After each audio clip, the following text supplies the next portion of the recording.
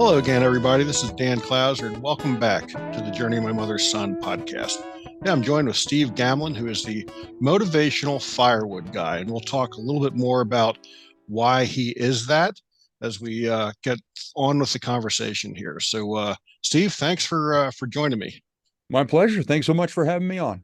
You betcha. And actually, this is thanks for joining me again, because this is a month later and about 2,000 miles later. We recorded this, and as I had mentioned in a monologue podcast I did a couple weeks ago as to why I had a blackout of about 3 weeks of not releasing podcasts because I'd had a little mishap with my computer, and the really the only main casualty of that that mishap was this podcast file that was not recovered. So, Steve, I appreciate you taking more time out of your schedule to join me on the show. I definitely, even though we lost that first show, I definitely did not want my audience to miss out on the amazing conversation that this is going to be. In take two, we'll say. Although take one was exceptional up until the laptop crashed to the floor in the Buc-ee's parking lot. So Yeah. again, thanks so much for joining me today, Steve. I really appreciate it. My pleasure. And I tell you what, I'm honored to have crashed in the parking lot of a Buc-ee's. At least it was a very reputable, very cool place. So, you know what? Even trade right there. I'm good. At least I can say now part of me has been to a Buc-ee's. So There you go. There you go. So before we get started with the conversation, though, just introduce yourself in your own words. Who is Steve today? Steve today enjoys life as a professional speaker and also a coach. I'm the creator of a program called Vision Board Mastery that helps people to understand that whole work-life balance thing is a myth and that life is made up of so many other areas. So my mission is to educate your people on and guide them through the process. And I also get to live here in this beautiful home in New Hampshire with my lovely wife, Tina, coming up on our 16th anniversary very soon. Love it. I love it. So tell me a little bit about the motivational firewood guy and how that got started and how it kind of led you down the path of where you are today. But I think that's a genius term, and I already know how it came about from the first time we recorded the show. But if you can, share with the listeners again how that came about, how you became the motivational firewood. You got it. Right around 2003, late 2003, 2004, I had a few things happen in my life. I decided to become a professional speaker. And I went to a National Speakers Association of New England meeting down in Boston. And here I am, fresh faced, brand new to this. So I've got that little blue badge with my name sharpied on there. I don't even have the official badge and a lanyard, Steve, right on my chest. And a gentleman named Don said, "Hey, Steve, it's great to have you here with us. What do you do?" I said, "I want to be a motivational speaker." And he asked, "Well, what sets you apart? What makes you different or unique?" And I said, "Well, I want to motivate people." And he shook his head. He goes, "Steve, we all want to motivate people. What makes you different?" And God love him. He was so patient and so generous with his time, about a 3 to 5 minute conversation. I finally got flustered because none of my answers were landing. And I said, "Don, look, if people are coming to hear me speak, it means they got a little tiny spark of something in their heart, but they don't know what to do with it and they're stuck. If I share a story, a tip, a tactic, a strategy, something I've overcome, and it inspires them to take an action to put themselves in a better place from that spark," it's kind of like I gave him a piece of motivational firewood. And he said, "Now that's different." He said, "What I love most about it is it's very unique, but also the way your face just lit up when you said that." He said, "Young man, learn how to trademark that phrase, do it, and keep running with that." And I've been the motivational firewood guy ever since. I love it. I love it. So tell me a little bit about how you got into motivational speaking in the first place, because I think it's an interesting story for sure, and not something that I think you know everybody has that aha moment at different times in their life. Yeah. You were literally at a rock bottom point of your life when you had this aha moment, and you're like, "Hey, I'm going to become a motivational speaker." So, Yeah. talk about that a little bit, how that process worked for you. Sure. From 1992 to 2002, I'd followed a childhood dream of being on the radio. And I worked 15 years worth of hours in 10, burnt myself into the ground, was married at the time, and just decided, due to frustration, a lack of communication, I just walked away from it full-time radio career without a full-time job. My first marriage fell apart, and I was $62,000 in debt at age 35 because I had not been paying attention to what was going on financially. And I was just in the ashes of life. Had to move back in with family and was just down, mostly at myself. And in August of 2003, on a very hot and humid Friday afternoon, I had $3 left in my pocket that week. And I decided to take out my frustrations on a bucket of golf balls at a local driving range. And being a horrific golfer, I went to the farthest tee box on the property so I wouldn't dent anyone's car, because I'm an equal opportunity spray hitter. I go everywhere. And so I was on the edge of the property underneath these huge steel towered power lines up against the netting so the trucking company next door wouldn't sustain any damage. And a thunderstorm came ripping through, and I spent an hour in the pouring rain, thunder and lightning, barefoot in the wet grass because I took my shoes off. And even at one point held up the club and spun it, and just being a smart ass looked up and said, "Go ahead, I dare you." So I hit my bucket in the full buckets of two guys who had run from the storm. And an hour later, I couldn't even lift my arms anymore. I got to my car. And when I opened the door, the rain stopped and the sun came out like that. And I just started laughing. I'm like, God, looking up at God going, well played, good one. And didn't think much of it until the next day. I was on the phone for a weekly call with a brand new life coach. And he asked, "How was your week?" And I said, "Put down your pen and listen to this." And as funny as I could retell it, very self-deprecating, because that's where my mind was at the time, I told him the story of that hour.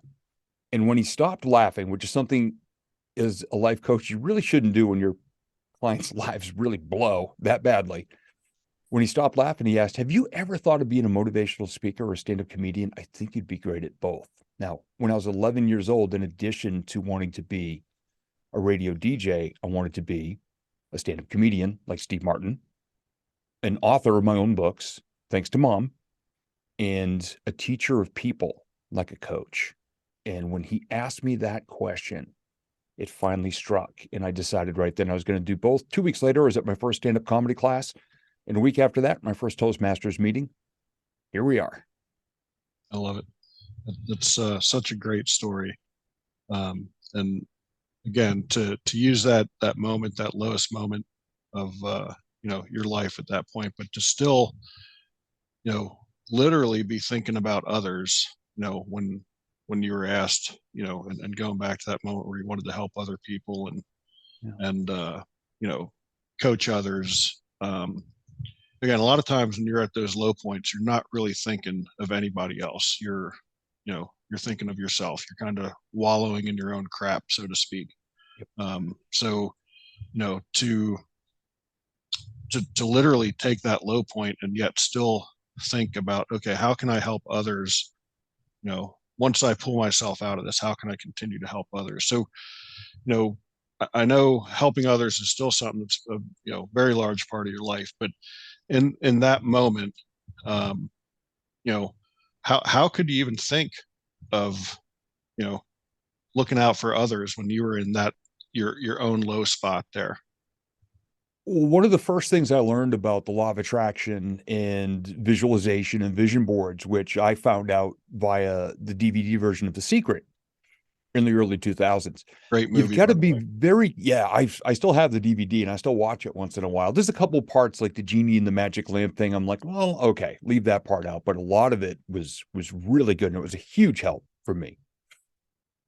You've got to be really careful with the law of attraction in the universe, that when you're down, the worst question you can ask is, what else could possibly go wrong? Because I found out that when I said things like that, You find out. boy, didn't those things show up and go, hey, tap, tap, tap, tap, tap, and then smack, bad things would happen. So I thought, okay, now my life wasn't back together yet. I was starting to get the first little increments, the first couple clicks up the first hill of that old wooden roller coaster, pulling myself out of it. But I found out that the more I helped other people or cheered them on or supported them or just did acts of kindness and just put better energy in my head and heart every day, the better those days got. So I figured, okay, if I can pull myself up out of this and then always reach around a hand to help at least one other person a day in some small way, That's probably a much better way than to sit there like Wile E. Coyote on the canyon floor wearing his Acme Rocket roller skates, wondering what went wrong and how much worse it could get, because that approach wasn't getting me anywhere except Right. down farther. Because then I just kept reliving all the stuff I did, punishing myself over and over and over, which I did enough at the time with my self-talk anyway. So that's where this little acts of kindness thing and what I now refer to as leaving as many plus signs a day in my wake as possible. Any situation I'm in, how can I leave this a little better? This call, God, I'm honored that we got a second chance to do this call, because it means we've got each an opportunity to step up something better than we did in the first one. Yeah. So that's the mindset that got me away from that and started helping me to climb up even higher more quickly as well. Yeah. Yeah. And I love that. And that whole outlook, it's so true, really, whether you want to call it manifestation or, whatever, but just to have that positive attitude. I mean, even, talking about the debacle that caused us to, redo this podcast, as it turned out, it was really the best case scenario that could have played out under the circumstances. The computer was still covered under its warranty. As it turned out, my wife and I had been talking for literally probably 2 years that she needed to, get a better computer, because hers was like, a relic. I think once we turned it in, it went to a museum. Um, so as we're kind of standing there in Staples, going through what we're going to get done, with my computer, we're like, you know what, now's the time to just bite the bullet and get you a computer. We're here. We've got the time. Because we really had no reliable backup, as far as like her computer was so old, I couldn't even really conduct a Zoom to continue to do any podcasts, just because it was just so slow. It took forever to reboot. Again, it's just something we've been putting off. So, we end up getting her a new computer. My computer is running better than it ever did. And, like I said, it was all covered under warranty at that point. And, obviously when the question came up, a lot of times you get those extended warranties. You're like, oh, am I throwing my money away? So when we're buying her computer and it's like, do you want the accident protection as well? We're like, yes, we do. Yeah, no question whatsoever, because Yep. yes, we definitely want to do that. So, and again, as you're looking at it and you just think of all the positives of how much worse that situation could have been, it just turns out so much better when you continue to look at the positives and say, you know what, this worked out as good as it could work, and I think that's important. And, I know a lot of what you do now with your coaching is visualization.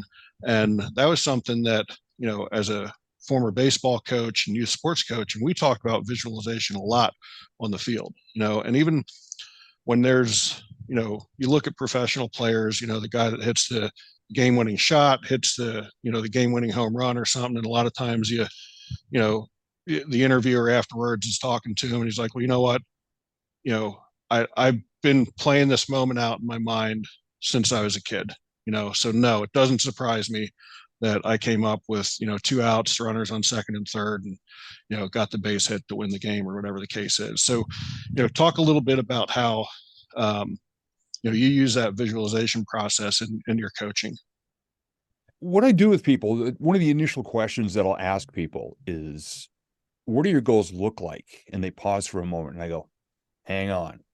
What do they feel like? What do they sound like? What do they smell like? What do they taste like? And then look at me like, I have this list of New Year's resolutions. I don't know. So we start playing, I always call it playing volleyball. I'll kick over a question, they'll kick back an answer. We'll go back and forth and back and forth. And by the time we're done with that conversation, they've got a much deeper understanding. And what you just shared about the athletes is perfect, because I remember Tug McGraw, legendary pitcher, when he won the World Series. I believe he was playing for the Phillies at the time. Yep.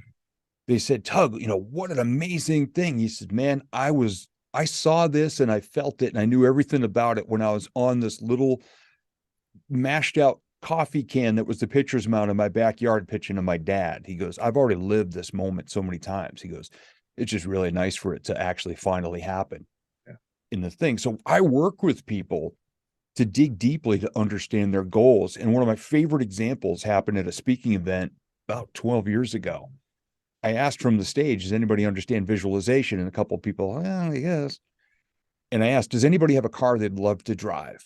And a little hand went up in the back of the room. It was this woman in her early 60s. Well, she was going to retire the next year. She says, I want to buy my dream car. I said, all right, what is it? She says, a 74 Corvette. And everybody went, ooh. I mean, she was all 5 foot nothing. Right. I said, what color? She said, bright orange. I said, convertible or hardtop? She goes, convertible. I said, interior, color, black. Material? Oh, honey, leather. And I said, all right, where are you going to go? She goes, I want to go to the beach at least 3 days a week. I said, okay, well, who's going to be on the stereo? She goes, oh, baby, Elvis. And I said, what are you going to do at the beach? She goes, sit in the sun and go get my favorite fried dough down the street with the powdered sugar and the cinnamon and the apples on it. I said, just don't eat the powdered sugar on a windy day in the Corvette. She goes, oh, no, I won't do that. So she knew what her goal looked like, felt like, sounded like, smelled like, and tasted like when she would drive that dream car to the beach for her favorite fried dough. I said, folks, that's visualization. It's touching every sense. It's making things real that right now might just be a word on a slip of paper or a little thought in your mind that you haven't dug your claws into or defined yet. That's how I teach it. Now, other people just say slap pictures on a board and you're manifesting. Well, I just prefer to go deeper because I see much better results with my clients. And it's all because I got those results in my own life. How how did you come about, um, you know, in your own life, starting to visualize and you know do what you're doing now? Trial and error, and with a lot of errors at first. You know, my first couple of vision boards after watching The Secret. Now, The Secret was not all about visualization or vision boards. There was only 3 minutes of it out of 98 minutes from a guy named John Assarath, who I'd never even heard of at the time. Mhm. And he talked about these things called vision boards. So I went and made one with a nice fancy car, a nice home, a bunch of money, some big honking expensive watch, and all this other stuff. And 3 weeks later, I looked at it and went, I really don't care about 99% of what's on this board other than a picture of a recording studio, which I built at my dad's house shortly after. That was the one that got me started. I said, oh, it's probably a good idea to get emotionally connected to these things and really want them and know why I want them. So I started to adjust over time. I didn't buy anybody else's program because I didn't think there was one out there worthy of anything. I still believe that mine is the best out there. But I took everything that I learned over the first decade of the new millennium and I took a lot of notes. What worked, what didn't work, what worked really well. How could I teach other people how to do it? How could I apply it not just for this type of goal, but any type of goal? So the longer I took notes, I started talking about it on stage, started doing my own events. Some people said, Steve, we can't afford to hire you to come in. Why don't you make a program so individuals can buy it? So I took all my notes, I wrote out all the steps, and I created the Vision Board Mastery Audio Learning Program, which is only an hour and a quarter long. For the whole program, I don't do the 20 CD, 20 DVD, 400-page book version that some people wanted because I won't read that. So I made it accessible. So everything that's in there is just the stuff I learned, trial and error, how badly I screwed it up. And I asked people questions. What worked for you? What didn't work for you? What have you tried before? And that's how it came about. So the reason I say that my program works is because it worked for me. I love that. I love that. So, want to shift gears a little bit here because I think one of the things that really made you and I connect both, before we recorded the last podcast, and even more so when we started having that conversation, was me coming from a nonprofit organization background, you being the co-founder of an organization called Beach Bum Philanthropy. We really connected when we started talking about giving back and helping others, and we touched on it very briefly about that helping others even in your lowest moment, wanting to do that. But then you really took it a step further. So tell me a little bit about Beach Bum Philanthropy and what you guys do out there in the world. The seeds of it started when my sister and I think, were 9, 10 years old. And our mom said, someday I want to buy an old building and I want to have a bunch of homeless veterans move in and they can fix it up. They can start a garden. They can get classes. If they have addiction, they can get counseling for that. There can be some faith services there because I would love to have a place that would help homeless veterans. And she was never able to do it on her own. And about 12, well, actually now 12 and a half years ago, she found an article in the local newspaper. It was about this place that helped homeless and in-need veterans. It was done in an old residential home.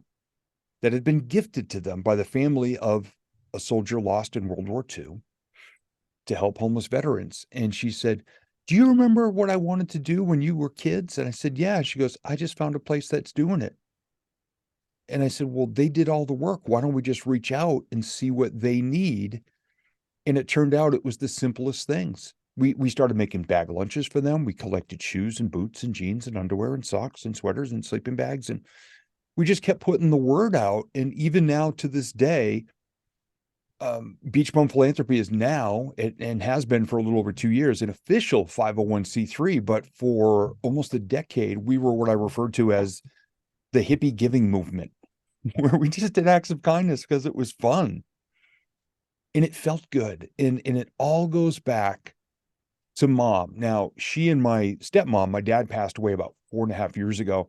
She and my stepmom are known as the Beach Bum Moms, and they go from shelter to shelter a couple times a month, baking anywhere from 40 to 90 little desserts or treats or something, and they go hand them out. And that is the greatest joy that they both have, is just giving. In their retirement, if they could be full-time givers, they would be. But it all goes back to mom's goal and then finding other people who are on the same path and just walking with them and helping out.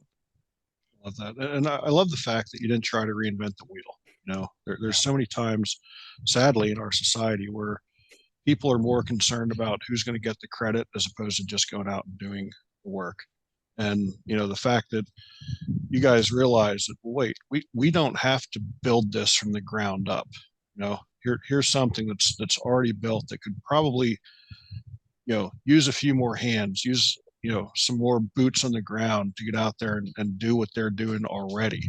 Yeah. um you know and yet so many times we see people in the nonprofit community like competing against each other, and it drives me nuts personally. So Yeah. to be able to kind of check your ego at the door, so to speak, and say, like, look, it doesn't matter who's getting the credit. We just want to go out and do the work. And so many things that you said there just resonate with me. Just like, even your mom and your stepmom being called the beach bum moms. Like my mom, when she was still alive, like everybody referred to her as mom. Like when she helped at Ground Zero in the Salvation Army tent, we got to go up there on Mother's Day to visit with her and spend some time with her. And everybody that came past her, no one called her Loretta. They all called her mom. And like that is just so Oh, cool to man. be able to you know have people respect you that much that they're calling you mom. um, so you know talk a little bit about just how seeing those two do what they're doing now. And again, I think a lot of times people get caught up in thinking they can't do enough, when they just need to understand that if we would all just go out and do what we can with what we have, that we don't have to earn $1 million to be able to give back. We can do these little acts of kindness. And you said it can be a couple little desserts being made up to a few hundred, but they're doing what they can with what they have. So tell me about how that just inspires you, seeing them, in their later years, just still out there giving what they can with what they have. Yeah. Well, the lesson actually came from one of my grandfathers, my mom's dad, who was a very simple guy, great family man, loving. Just, I used to call him my cute little old man. He was just a quiet gentleman. He had been a Finnish carpenter and cabinet maker his whole life. Very simple guy. But here's the thing. If he drove past your house and maybe there had been a storm the night before, and if he saw a picket broken on your fence, maybe a branch fell on it, he would he'd go home, get his little stubby pencil, put it on his ear, get his tape measure, go to your house, measure up a fence picket, go home to his workshop, make it, come over, install it on your fence. You would never even know that Al Dion had been there. But that was his thing. And that's where I got the seed of just leave situations better than you found them. Well, the Beach Bum Moms do the same thing. They'll reach out to the shelter and say, "Hey, do you have a lunch date open? We'd like to make a dessert. What are your favorites?" And they'll, some people will throw a couple suggestions and they'll say, "Great. It's not about what we want. It's about what they love and what could make the difference of somebody who's going through a real tough time through a little dessert or a lunch or a meal item or a pair of socks, or if the shelter needs extra laundry soap because they got a whole bunch of people coming off the street because it rained for 5 days.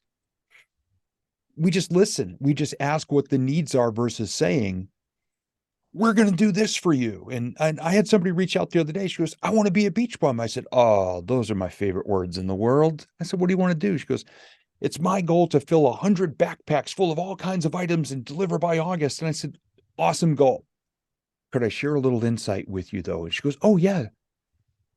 So we used to do that, but what we found over the past couple of years is they have fewer people actually out on the street. So what they had to start doing was actually dismantling them and pulling things out. I said, what might be a different approach is just reach out on a weekly basis and say, look, I have 20, 30, $40 to spend. What do you need the most? I said, if you do that and you fill needs versus filling backpacks that might not be a need, I said, your giving could actually go farther and you're going to create more momentum. She goes, I love that. She goes, plus it would have been a lot of work to do all those backpacks. I said, yeah, I know. We did them 5 years in a row for Christmas. It was a big, long procession of fold out tables at my mom's house. Yeah. Yeah. So just see what people need and fill it and just do so in such a way that you turn around, you drop it off and you go out the door and you just smile on your way out. And that's enough of a reward right there. Yeah. Yeah. And it is, one of the things I've found throughout my life is when you go into situations like that, where you go in as the helper and looking to make someone else's day a little brighter. And then you, walk out feeling even more fulfilled than what probably they are, and it's amazing how that is very reciprocal. So tell me about how that works for you when you go into that situation and then you leave feeling so much higher than what you actually came into it as because you did something for someone else. Yeah. And I actually got it in a message one day when I walked in the door feeling a little bit low to one of the shelters. It's called 1269 Cafe up here in Manchester, New Hampshire, Southern New Hampshire. And I'd done some baking and I miscalculated the recipe and I only had, I think, 18 or 20 cookies where there should have been about 40. And I walked in and I felt bad because I only had 18 cookies and one of the directors was there. And I said, he goes, hey, beach bum. I'm like, hey, I said, I apologize. I've only got this many cookies and I'm sorry. And he said, all right, we're going to cut the crap right here. And I started to laugh. I go, okay. And he turned around and he pointed to the other room where there's probably 50, 60 people that had come in off the streets. He said, you see these people here? I said, yeah. He goes, they know. They don't know you. They don't know your name, but they know when they hear the word beach bum or somebody who's one of the beach bums walks in that door, they're going to get something that was made with love. And he grabbed the Tupperware. He goes, brother, these are still warm. I'm like, yeah. He goes, look, if you didn't come in today, we'd be breaking 5-day-old Entenmann's out of a foil pan. We'd be thankful to have it, but it wouldn't be anything fresh. It wouldn't be anything warm. He goes, Steve, all we got to do is cut these into pieces and we can feed something to everybody in this room. He goes, man, don't ever come in here and apologize again, or don't feel it's not enough. Because you guys come from a place of love and giving and caring, and we know you don't like any notoriety over it. So we don't take pictures. We don't give out awards. I said, well, good. He goes, but don't ever walk in here and say, I'm sorry, this isn't enough. And that was 4 years ago. And I've never forgotten that lesson. I share it with other people who say, someday when I have a bunch of money, I'll give. I say, hey, look, you know what? You can get a loaf of bread for a couple bucks. Granola bars are cheap. Tuna fish is cheap. A pair of gloves could save a life in the winter, and you already own a coat you don't wear. Guess what? You don't have to have a lot to give. Just do something. Yep. And that's so true. People get so caught up in thinking that, they've got to go out and make this, several $1,000 donation. And like, it's just not that, and it really, Yeah.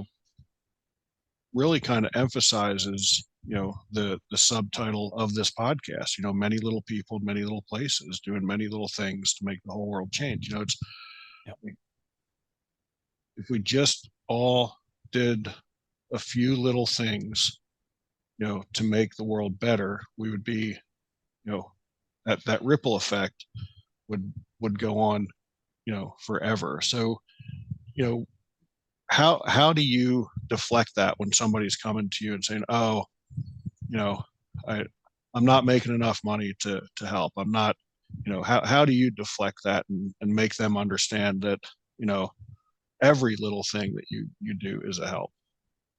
If we're out somewhere together, and I've had a couple of people do this before, like we're going to a store or we're just going out somewhere and we're talking about giving, and they say, "Oh, I can't make a difference. I don't have any money. I don't have this." And as soon as we get out of the car, I already know what I'm going to do, especially if it's a grocery store. Say, "Come here, walk with me, watch this." And I'll see somebody, whether it's maybe a young mom who's got little kids in the car, or maybe it's a senior, or somebody in the handicap parking area who had to use their cart basically as a walker just to get there. From a safe distance, I'll shout out, "Excuse me, would you like me to return that carriage for you?" No one's ever said no. They always turn around and light up and say, "Oh, that would be wonderful. Thank you so much." And I go get it. Now, if it's a woman with a purse still in there, I say, "Look, by the time I get over there, please take that purse out. You see these security cameras here?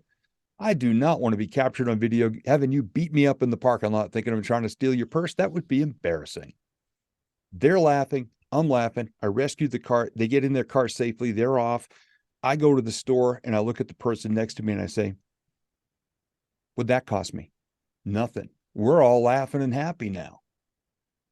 That's how easy giving is. Just leave a situation better than you found it and extend yourself even for a few seconds to make someone else's day better. And my favorite moments that I've ever done doing that, most of them started off that I was not having a good day. And I come out of the store and I look up and I go, "All right." And I Yep. said, you put that person there for a reason. My favorite was this little 80-plus-year-old woman who, when I said the part about her beating me up in the parking lot, she was all of like 4'6", and I'm 6'2". She had a cackling laugh on her that I can still hear now if I close my eyes and go back to that point. And I was not having a good day until that moment. And I always come out and I look up and I go, "All right, angel." Some people go, "Steve, you were an angel." I'm like, "No, that person was my angel that day." Yeah. Yeah. And it's amazing. It's amazing how that works out. Um, you know, whether, you know, however people want to analyze it, God will always put those people in our paths, when we're, literally at our worst moment, um, you know, uses us lifting someone else up to lift ourselves up. It's just absolutely incredible for sure. So what what's what's the future look like for beach bums? Is there a vision board for beach bums as far as what you guys plan on doing in the future? We want to continue to help as many of the local and smaller nonprofits, not just in our geographic area, but we scour social media, and we've got myself, my wife, Tina, we've got the Beach Bum Moms, we've got my sister, and we've got 4 or 5 board members, all of whom, when they see an example of someone out there doing something good or a little local program that might need a little help, boom, I get the messages. I share it with my sister. We send it out to the board. We say, "Hey, look, we just saw this going on. Do we want to send them $50, $100 to help their cause out?" You will probably never see us giving these big checks to the giant super mega nonprofits whose CEOs make $800,000 a year. They may do great work, and that's fine. But we are a grassroots, boots on the ground, hippie mindset giving program. So they may not get bigger, but we're going to do more. And a great recent example, we saw it in the western part of New Hampshire, a town called Keene. There's a church where a bunch of senior ladies, retirees, every week get together. They have a couple hours socially together, having a ball, decorating up and prepping bag lunches they're going to be given out to homeless people. And they're called the Bag Ladies of Keene. And they're affiliated with a local church. And we circulated the idea among the beach bums is how about if we send them a $50 gift card so they get more bags and the things they do to decorate the bags and put cheerful messages and all that. Everybody said yes. We contacted the church to get their address. I just found out yesterday that they did receive the $50 gift card. They were overjoyed and thrilled, and now they're just going to have a ball decorating the next batch of lunch bags. So more of that is what we plan to do. We don't want our names on buildings. We don't want awards. Matter of fact, we gave it a name because I never wanted my name on an award or a trophy or a certificate or anything. I tell people that now. They said, we want to give you an award. I said, just don't put my name on it. Just write to the beach bums. Otherwise, I will not show up to receive it. I know you want to give it, but please, I don't want anything out of this. Because we see so many of those influencers out there like TikTok and Instagram. Hi, are you homeless? And there's some poor guy laying on the ground. Yes, I'm homeless. Well, hey, I'm going to make your day. And they're talking about all this stuff. I saw a guy last week, because he gets so much money for endorsements, he holds out a Coke can and turns it so the label is facing the camera so he can get more views and money for his thing. And I said, that to me is a despicable side of giving. And that's just my opinion. Right. But that is a horrible way to be a giver. And it's so self-serving, and it's all about ego and views and money and followers. I could never be that way. I agree completely. It's it's like it's a double-edged sword where you're happy that they're helping someone, but Right. then you kind of look at the backstory as well, and you're like, well, what is it really about? But then there is that part of you as well. At least they are doing something to help Yeah. someone else out, So, but I agree with you. It's when you're out there and you're just doing things strictly, to help and not to get likes and clicks and that sort of thing. I think that's the most genuine form of giving that there is. So kudos to you guys for doing what you're doing up there, and making your little section of the world a little bit better. That's awesome. So It's a blast. And I hope, we do put pictures and stuff, but I hope people see that we use it as a way to educate. We don't go filming homeless people. We take a picture of what's in the bag and say, hey, if you got a shelter nearby, here's some commonly needed items. Maybe do that. yeah, very cool. Very cool. So Steve, is there anything that we didn't cover that you'd like to talk about that would be beneficial for the listeners? Oh gosh, just some words of advice from my canine co-author, the late great Super Teddy, who is an amazing little 8.5-pound Yorkie Pomeranian rescue adopted by my mom and her stepmom. From his book, my favorite quote, and I always share this: wake up every day and wag yourself happy, meaning put something in your head, your ears, your eyes, your heart, your stomach every single day. That's going to get you started off on a really good foot. Don't drown in the negativity. Be careful on social media. Don't just pop the news or chaotic talk radio in your head. Just start off the day, put something positive there, and let it grow from there instead of dragging you down or starting you at a really low point. Have a good vision of what you want your day to look like, feel like, sound like, smell like, taste like. Yeah, I love that. And as someone who also has a canine co-author, so many lessons we can learn. Yep. Oh, Super If Teddy's we book had approach, 20 of them that he yeah, inspired, and people ask, when's the sequel coming out? I'm like, oh my gosh, I only have like 1,000 pictures of him. So maybe another Super Teddy book. So in memoriam, yeah, that we'll use yeah, to help out animal nonprofits like we did with the first one. yeah. If we all approached life the way dogs do, I think Mm-hmm. we'd be so much better. So I did the same thing at the end of Yuke's book. He's got a list of 10 lessons to live by. His 10 rules to live by. Nice. Very similar to Teddy as well. So yeah, I think if we all took some lessons from our dogs, we would probably be much better off for sure. So I agree. Steve, how can people reach you on the internet if they want to find out more about your coaching, Mhm. or more about beach bums, or to help out beach bums? How can they get a hold of you? Nice and easy. It's all in the same place at stevegamlin.com. And that's Steve Gamlin, GAMLIN.com. Love it. Steve, that brings us to our final question. Talked about a little bit earlier, but the subtitle of the podcast is Many Little People, Many Little Places, which comes from the opening lyrics of the Michael Franti song Gloria, which go, when many little people in many little places do many little things and the whole world changes. So it's one of the little things that Steve does on a daily basis to make the world a little bit better place.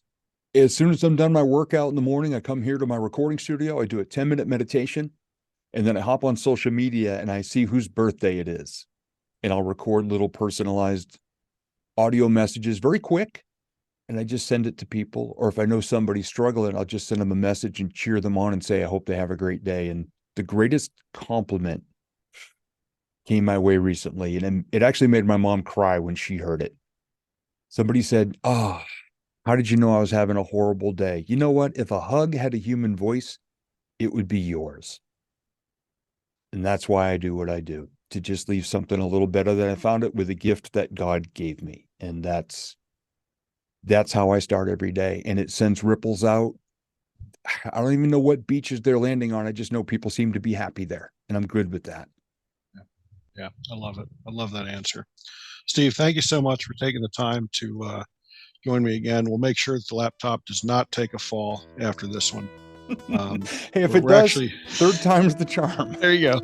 We're actually in a house temporarily. We're not in the RVs. We're telling the background. So I'll at least have the computer on long enough that it will definitely get backed up. The file will definitely get backed up. So if it does take a fall, we should be in good shape. But yeah, I would love to have a third conversation with you sometime down the road, regardless. Because I really enjoy connecting with you. So folks out there listening, be sure to check out my other podcasts and blogs at journeymymotherson.com or danclouser.com. While you're there, pick up a copy of my Canines book, 4 Paws and 6 Meals Across America, or either of my 2 books while you're there as well. And again, Steve, really appreciate you taking the time. I love the conversation. My pleasure. Thank you very much. You bet.